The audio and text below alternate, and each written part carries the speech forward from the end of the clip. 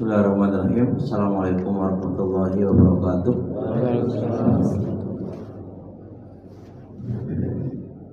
Alhamdulillah wassalatu wassalamu ala Rasulillah wa ala alihi wa sahbihi wa wala ma ba'd.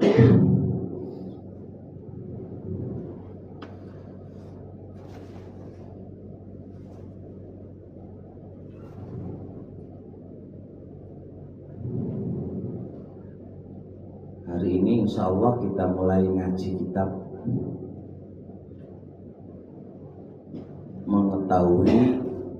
kaidah mengetahui harta yang haram ya. Masih berbahasa Arab Pak, belum ada terjemahannya. Saya mulai dirapikan sama teman baru terjemahkan. Pelajaran ini penting bagi kita ya, bagi kita lebih kayak Pak Lukman Duteake kan ya. Jadi harus ngerti masuk halal haram ini kayak apa gitu ya.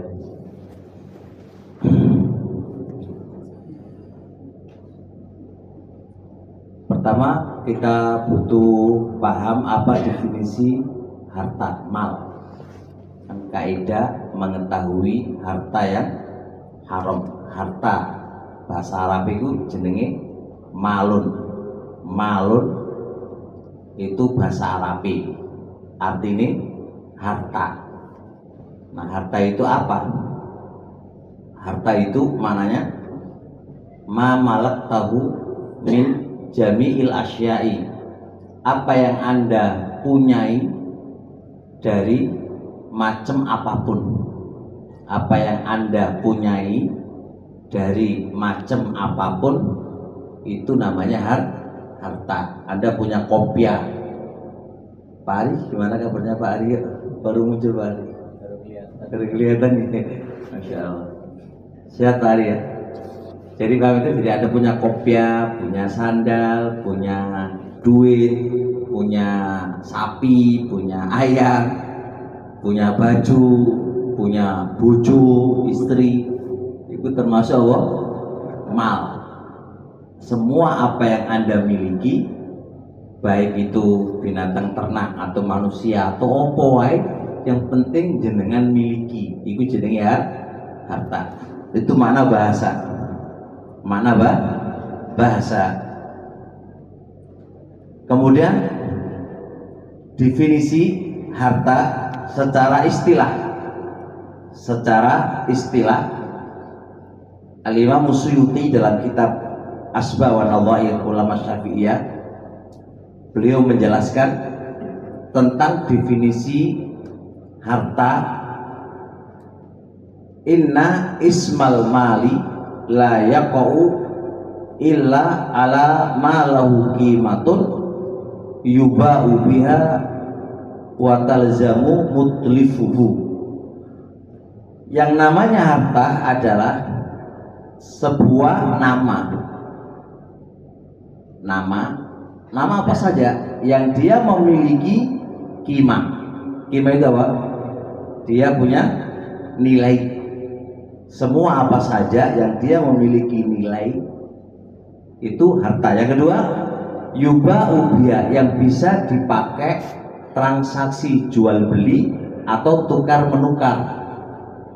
Jadi dia memiliki nilai terus bisa dipakai jual beli atau tukar menukar. Dan bagi siapa yang merusak sesuatu tadi, wajib membayar dendanya, wajib membayar kerugiannya. Bisa dilakukan, berarti ada tiga syarat. Secara istilah harta itu harus terpenuhi 3 syarat. Satu apa? Bernilai gitu. Yang kedua, bisa dipakai tukar menukar, jual beli. Itu namanya harta secara istilah. Ketiga apa? Siapa yang merusak harta tadi wajib ada ganti. Itu namanya harta. harta. Uang di sini masuk nggak? Masuk ya. Jenengan ngilangno duit kon ganti apa ora? Jenengan ngilangno apa? Lembaran tapi lembarannya akeh. Kon ganti nggak? Kon ganti lah, iyalah. Kalau lembaran siji gak Pak, tapi lembaran siji mau isi duit saem kayak cek kon ganti gak? Aku jenenge harta, aku jenenge mal. Nah,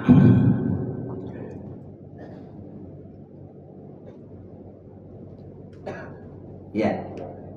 Kemudian Al-Imam Izzuddin Abdus Salam dalam kaidah beliau, ini juga termasuk ulama Syafi'iyah, harta itu yang terpenting dari tiga syarat tadi.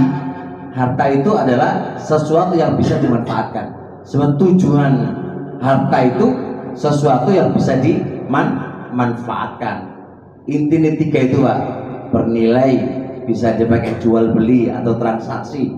Bagi yang merusaknya harus bayar kerugiannya. Itu intinya kan apa? Yang paling inti dari itu apa? Bisa dimanfaatkan. Kalau nggak bisa dimanfaatkan, ya wis. Itu bukan namanya harta. Pasir harta nggak Pak? Harta kan? Harta. Pasir itu harta Pak. Ayam, burung, harta kabeh Pak ya. Harta kabeh ya. Dalam ini ada yang ditanyakan, mendefinisikan beda dengan uang Pak. Uang kalau bahasa Arabnya nukut. Nukut itu duit. Tapi duit itu bagian dari harta. Harta itu kata umum. Masuk bagiannya duit. Fulus ya, fulus. Fulus duit, nukut juga duit artinya. Nah, baik. Kalau jenengan begini, jenengan punya, contoh nih, jenengan punya nyamuk di rumah jenengan. Nyamuk itu mal nggak? Mal bukan? Bukan. Hah? Bukan. Kok bisa bukan gimana? Mal. Apakah dia namanya mal? Tidak bernilai. Saya lagi ngaji sebentar. Saya lagi ngaji. Ya. Hah? Bukan bernilai. Gak bernilai kan? Terus yang membunuh nyamuk jenengan kira-kira disuruh bayar nopo? Ada nggak transaksi antara jenengan duit kambing atau duit nyamuk iso tukaran apa enggak? Berarti bukan namanya harta. Terus jenengan duit nyamuk manfaatnya apa? Berarti dari ketika empat ciri-ciri tadi harus ada. Harus ada. Kalau nggak ada salah satunya? Nggak ada, nggak bisa. Nggak bisa, bukan dikatakan harta. Nah, tapi ada nggak yang bisa dibikin tukar menukar, yang rusak, yang merusakkan harus mengganti, itu tidak bernilai? Nggak mungkin. Pasti tiga syarat ini saling apa? Saling berhubungan, berhubungan. Sandal kita anukan sandal Pak.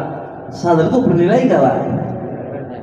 Bisa nggak dibikin tukar menukar Pak? Iya kalau gelem Pak ya. Jangan duit sandal terus lapar gitu wis gak apa-apa sandalku kanggo apa? Tukar iku kena Pak. Terus apa sing ngrusakno sandal harus ganti ya toh. Bahkan iso tukaran lho. Gara-gara sandal iso tukaran. Berarti kan itu bernilai. Itu namanya malun harta. Namanya malun harta. Wes, ini ngaji ini sodok tinggi Pak ya. Ya, sodok tinggi. Jadi harus diperhatikan. Udah aku jelas ya. Baik, sekarang selanjutnya. Apa definisi harta yang haram? Harta haram itu definisi ini piye? Harta haram. Harta yang haram itu definisinya apa? Setelah kita paham definisi harta, kita sekarang belajar definisi harta haram. Harta haram.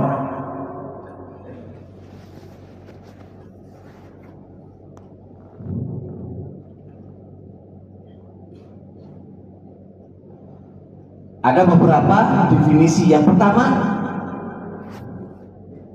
definisi harta haram itu semua harta yang syariat haramkan bagi yang memegangnya untuk dimanfaatkan apapun bentuk manfaatnya.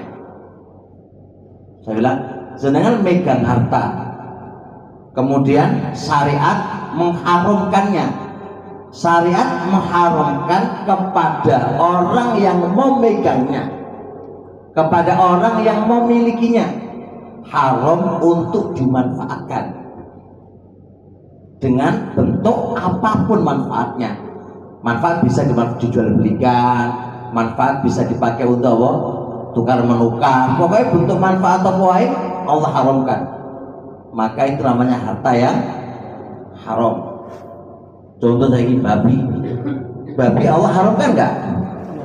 Berarti pemilik babi, taruhlah jenengan duwe babi gitu ya, maka gak bisa pemilik babi itu memanfaatkan babi bagaimanapun, baik dimanfaatkan untuk dimakan, terus diopahkan disewakan, dia oleh duit, itu nggak boleh, karena Allah sudah namanya harta yang haram.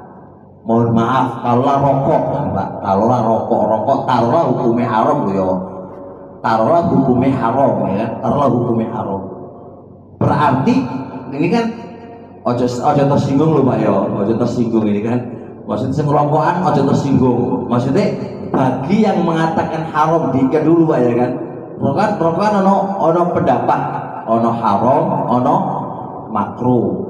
Semubah kok ono Pak. Antara haram kalau makruh ya. Muhammadiyah kita hukumnya apa? Yang terakhir target haram kok ya? Iya toh? Iya toh?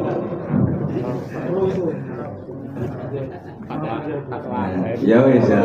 Terserah lah. Makruh ya artinya dibenci ya kan? Makruh itu artinya dibenci lah. Kalau jenengan meninggalkannya ya oleh ganjaran. Kalau haram itu apa? Dilakukan oleh dosa. Kalau ditinggalkan apa? Oleh bedanya makruh kalau haram itu apa? Kalau haram kalau makruh itu dibenci. Haram ya haram gitu kan. Yang meninggalkan makruh oleh ganjaran.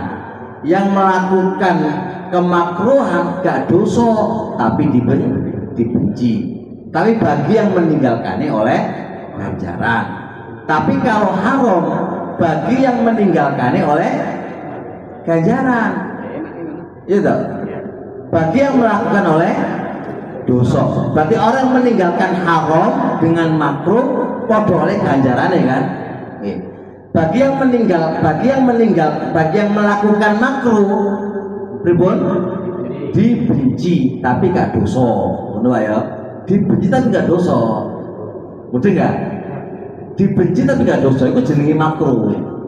Kayak misal contoh, jenengan itu berbuat sesuatu gitu ya, tapi nggak disuppernangi kalau Pak Lukman. Kalau sampai melakukan itu nggak suweneng Pak, itu jenenge makruh. Ben ketemu tuh nggak suweneng Pak. Nah maksud seneng jenenge karyawan loh Pak. Terus apa jenenge ketemu karo manajerali sampean terus gak suweneng terus mosok sampean kok nglakoni terus wis piye gitu ya jenenge makruh Pak. Tapi ya kalau hukumannya gak dosa gak ya, itu jenenge makruh ya. Tapi kalau haram melakukannya dosa ya kan, meninggalkannya oleh ganjaran. Nah, harta yang haram berarti apa? Kalau rokok itu hukumnya haram, berarti apa? Pemilik rokok gak oleh memanfaatkan apapun bentuknya, baik disedot atau dijual atau dikene wong, itu gak oleh Pak. Itu jenenge harta yang haram.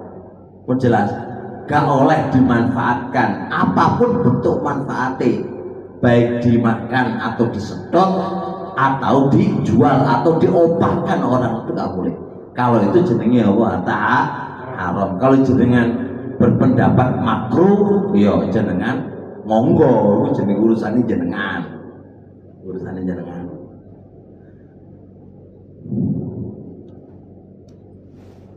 Oke, jelas ini insyaallah.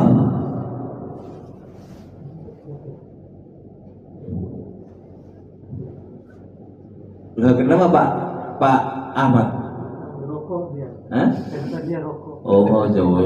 Insyaallah ngaji iki paling enggak ya apa bicara nih? Mengurangi atau toleran Pak ya. Ya insyaallah. Loh, ngelerene pun karena Allah Pak, orang karena yang lain. Walaupun iki makruh ja, mosok awan dewek gelem dipuji sama Allah enggak lah gitu kan. Apalagi jangan berpendapat haram kan. Terus kedua, duitnya sih jangan beliin rokok itu gampang Pak. Kayak anak yatim bendino sampai duit. Wis wakil lah ganjaran sampean.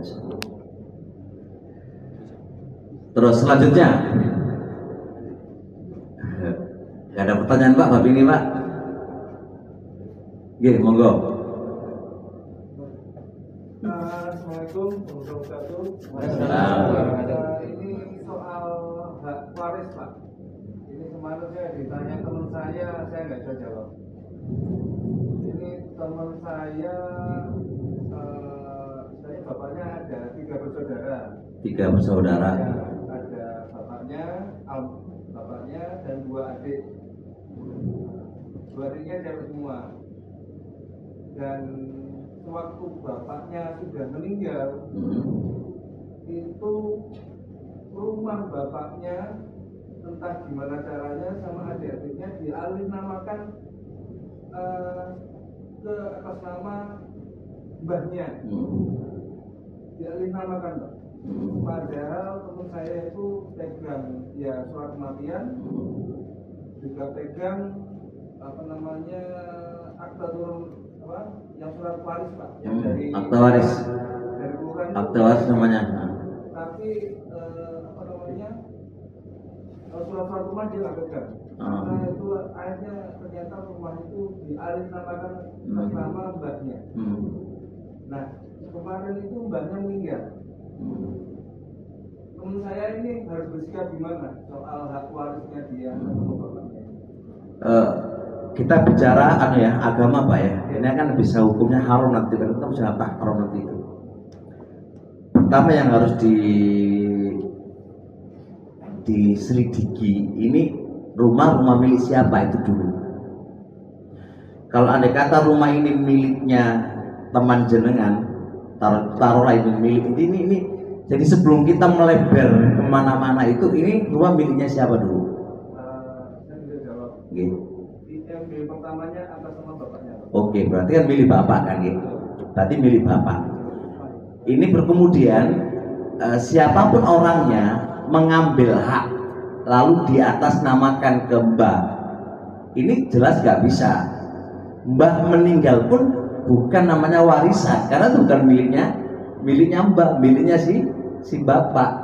Sedangkan bapak belum meninggal, bagaimana hukum milik bapak kok?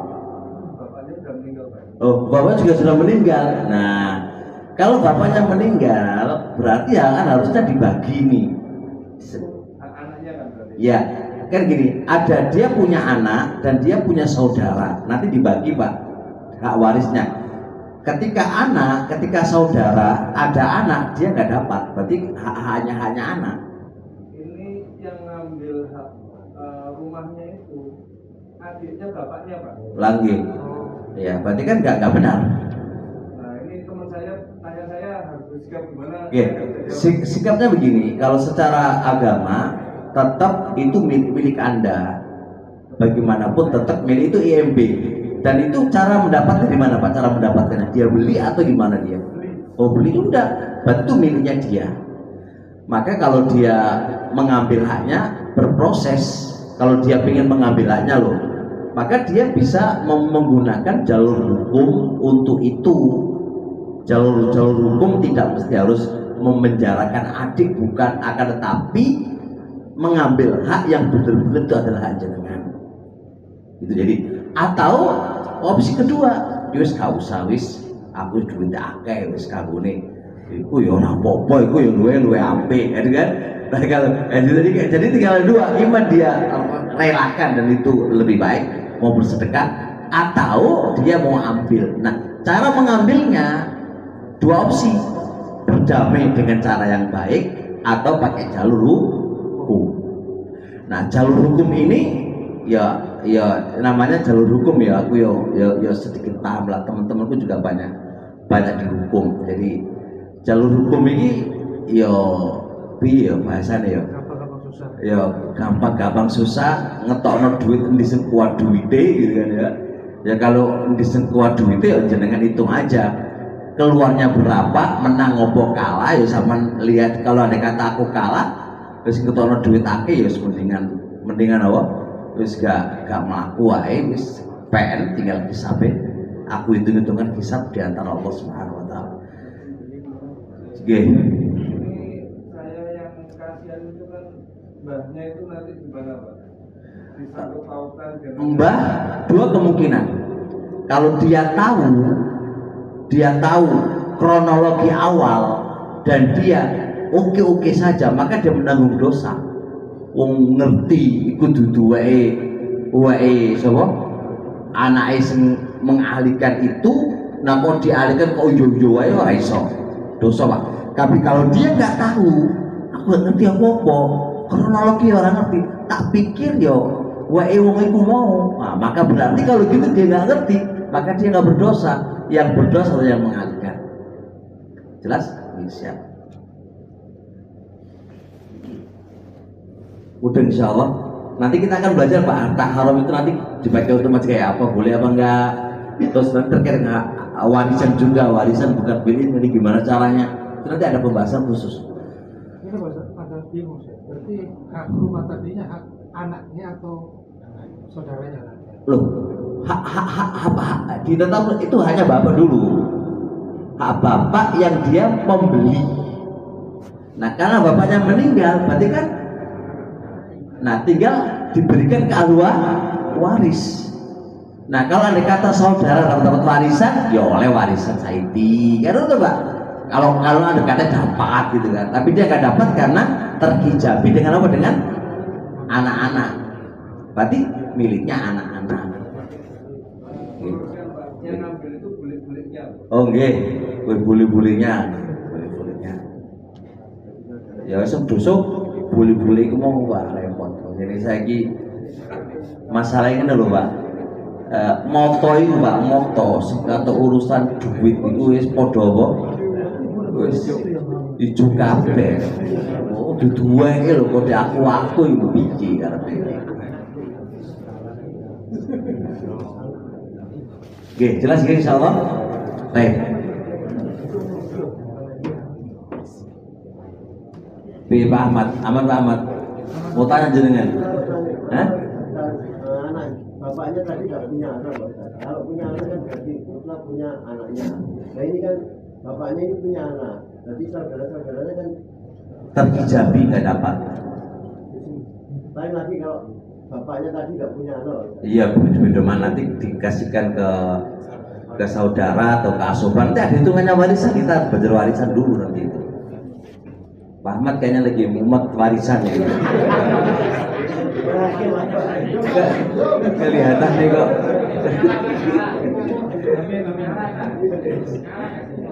Ada gunungnya. Oke.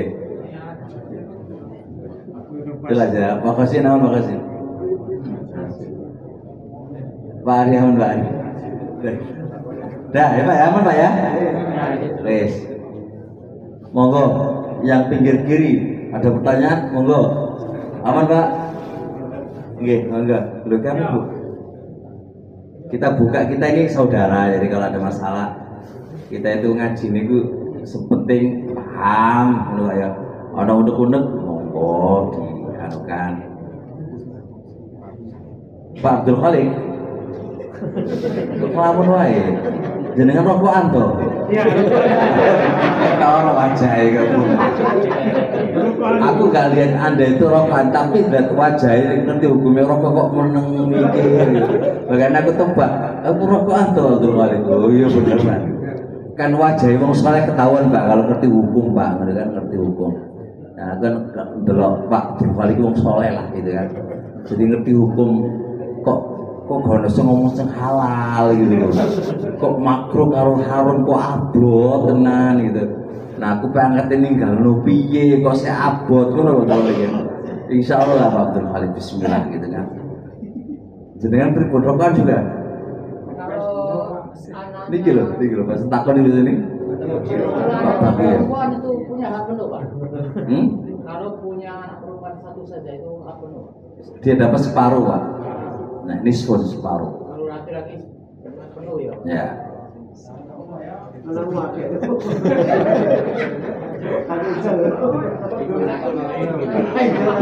tapi warisan ingat warisan nggak boleh hidup saiki loh ya. Warisan itu nggak boleh hidup. Jadi gini Pak, cara pembagian warisan itu ini keluar jalur ini, tapi nggak mau pulang. Jadi bapak sama ibu nih, bapak duwe harta, ibu duwe harta, ya kan Pak ya? Ini, ketika ibu meninggal, berarti yang dibagi apa nih? Hartanya ibu, paham ya? Kalau bapaknya yang meninggal, berarti hartanya bapak yang dibagi. Nah, kewajibannya itu kalau meninggal dunia itu segera dibagi Pak. Untuk ibu berapa, untuk anak-anak berapa, itu bagian Pak. Nah, kenapa begitu? Karena bisa jadi ya bahwa orang yang ada di dalamnya itu butuh warisan itu, butuh warisan. Jadi kalau ada kata ada rumah peninggalan bapak begitu, ya monggo disepakati, wis kita bagi aja, ya dodol omah didol Pak, didol, malah terus dibagi. Lah, kan dibagi piye kok duwe omah, ya kan? Ya itu berarti kan ya wis berarti ojo didol, daripada kok didol pe oleh saupil gak iso dhewe omah kan gitu, berarti piye? Ya wis kita miliki semuanya, berarti rumah ini gak punya hak untuk dimiliki oleh orang. Bahkan dalam buku yang saya tulis itu Pak, siapa yang mengontrakkan warisan yang belum dibagi itu dosa Pak, dosa itu, karena bukan miliknya dia. Lah kok dikontrakkan duitnya dipek, ya gak oleh. Jadi warisan itu masih milik bersama, gak boleh diakui itu miliknya, dan gak boleh dia kontrakkan tanpa sepengetahuan yang lain.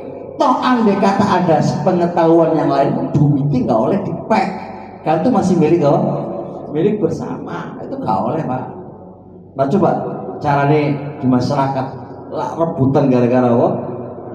Nah menurut itu nggak duit, padahal itu warisan itu duit panas sebenarnya Pak ya. Masih harta panas itu, harta panas maksudnya itu. Tapi orang nggak alaupo, tapi yo opo bermasalah yo. Anda yang menempati pun, contohnya Anda menempati, itu juga enak-enak wae lo. Bener, kumpulkan semua keluarga kamu, ini piye. Jadi kumpulkan semuanya. Jangan sampai ada satu dari mereka tidak butuh dijual terus dengan tempati, ya gak oleh ya. Nah dia nggak rela. Aku pengen jual lagi, aku pengen duitnya, ya wis. Terus jenengan ada hak apa jenengan kok kemudian tidak memperbolehkan dijual? Nah aku butuh tempat tinggal, ya urusanmu, baru urusan dewe Pak. Ngontrak bukan ngontrak itu urusan dewe gitu loh. Oke, memang urusan duit warisan itu urusan duit panas, gareo gegeran, tukaran, itu warisan. Oke, itu dulu. Kalau hibah sebelum meninggal itu juga apakah lebih baik daripada ini? Saya ada kasus sebenarnya. Karena dulu kan bapak saya meninggal itu jujur aja prosesnya setelah itu kayak berbagi waris setelah meninggal. Biasanya ada satu rumah bapak yang mau dijual, Iya. ya kan? Warisan bapak mau dijual. Itu prosesnya lumayan ruwet. Bahkan ada saksi dari saudara, bukan hanya anak-anaknya, Pak, Iya. saudara dan lain-lain. Dan yang bikin saya nangis itu bapak saya mesti meninggal masih harus bayar pajak, Pak. Pajak waris. Gimana waris ya? Ya, itu kan ceritanya kan bapak saya meninggal itu masih harus bayar negara dan bayar pajak ke negara. Oke, memang begitu. Caranya gimana Pak kalau misalnya orang tua itu menggugat, ini ceritanya daripada nanti setelahnya digugatkan sebelum meninggal itu betul Pak? Ya, jadi gini Pak, satu, nggak boleh seorang ayah berpolitik. Nggak boleh seorang ayah itu berpolitik, menghibahkan supaya tidak diwarisi, itu nggak boleh. Itu melanggar aturan syariat. Yang kedua, ini orang tua bodoh. Orang tua bodoh yang ini. Kenapa bodoh? Kalau dia hibahkan, berarti kan miliknya anak, bukan miliknya dia. Nah, saat dia butuh, dia sakit, butuh makan, ya kalau ditanggung oleh anaknya, pret. Ya kalau anaknya baik Pak, kalau nggak baik, anak sering jumpai Pak, orang tua terlantar karena kesalahan dia bagi tanpa dia punya barang. Kalau itu warisan kan akan dibagi kalaupun ada setelah dia mati kan berarti masih aman miliknya dia. Ini paham ya? Yang kedua, kalau andai kata dia ingin menghibahkan kepada anaknya, maka harus hibah dengan adil. Nu'man pernah dikasih bapaknya Bashir. Istrinya Bashir, Nu'man ibnu Bashir ya, istrinya Bashir itu pengen lapor ke Nabi supaya Nabi jadi saksi. Kata Nabi, aku lubanika tu'ti mislahada. Apakah semua anakmu Anda kasih hibah sebesar? Orang enggak. Kata Nabi, la usyi juga ala jurin. Aku nggak mau jadi saksi di atas kecurangan. Nabi bilang, i'dilu baina auladikum. Berbuat adillah di dalam memberikan hadiah kepada anak-anak kalian. Kalau bab hadiah nggak boleh dikhususkan ke satu tanpa yang lain, harus adil. Itu kalau ada kata pengen ngasih hadiah tanah, ya kasih semuanya tanah, kan gitu ya. Mau dikasih anunya rumah ya kan, 7 kali 8, ya udah semua anak dikasih 78 tanpa ada niatan apa supaya nggak diwarisi gitu kan. Itu nggak boleh Pak ya. Memang tuntutan harus kasih nggak apa-apa, tapi harus adil. Nah, bisa dipahami? Beda dengan kasusnya, tapi ingat dulu Pak sampaikan, jangan kalau jadi orang tua jangan mudah menghibahkan kepada anak tanpa Anda pedulikan diri Anda. Ingat loh ini, anak-anak itu Pak kaduwis nyekel duitnya sampean Pak, iku lali kalau sampean, ya toh? Sampai sampean sakit di rumah sakit, sapa sing biayai, mangan gak mangan gono sing ngurusi sampean. Tapi kalau itu masih atas apa? Cuma jual untuk manganku dan untuk apa? Berobat untuk kan bisa ngomong aku dewe kok itu antar takku kok. Itu hartane anak kok. Jadi itu nyaman Pak. Jadi kalau memang Anda ngasih, tetap Anda harus punya sebagai apa? Hidup Anda. Kalau Anda katanya saya pakai kok masih ada saat aku mati, ya bagian warisan. Kalau saya masih hidup kok udah mentek, ya wis. Anak-anak delok duit dewe lapo nunggu warisan kan gitu ya. Udah lagi jelas ya. Nah, itu saya sering nyampaikan di forum-forum umum Pak. Itu kesalahan orang-orang awam. Kesalahan banget Pak. Jadi bayangane wong tua kan wis tak kena anak kabeh wis pembagian kabeh terus dheweke apa longak-longok ngono wae. Saat dia mati, saat dia sakit, wah anak-anak nggak mau lagi orang bojone, bahkan harga harusnya mengeluarkan 100 juta pun wis oyong-oyongan Pak, gak gelem ngetokno duit. Duit itu kalau sudah dipegang oleh anak Pak, pelit, kabehku pelit Pak. Kalau guru nyekel duit ngomongnya wah gampang, soalnya guru ngono duite. Tapi kalau sudah pegang duit Pak, sang awali loman jadi pelit iku wis tabiate menungso. Makanya lihat ana wong miskin ngomong lah gampang duit itu gampang. Soalnya guru megang duit Pak. Tapi kalau wis megang duit tak ya Allah repot banget Pak. Itu duit. Ya, oh ya. Kalau ada kata aku bilang gampang, kita akan sedekah 1 M. Ya ngurung-ngurung duit 1 M ya ngomongnya gampang Pak. Baru duit 1 M. Wah, sedekah kok enggak ini mikir Pak. Mikir itu. Mikir lah duit kok dikene ngomong piye lah. Nah, gitu loh Pak. Jelas ya? Mudah-mudahan. Satu bapak insyaallah besok lagi insyaallah. Ditunggu lho Pak, iku ana panganan iku. Ya, subhanakallah wa bihamdik, asyhadu an la ilaha illa anta, astaghfiruka wa atubu ilaik. Assalamualaikum warahmatullahi wabarakatuh.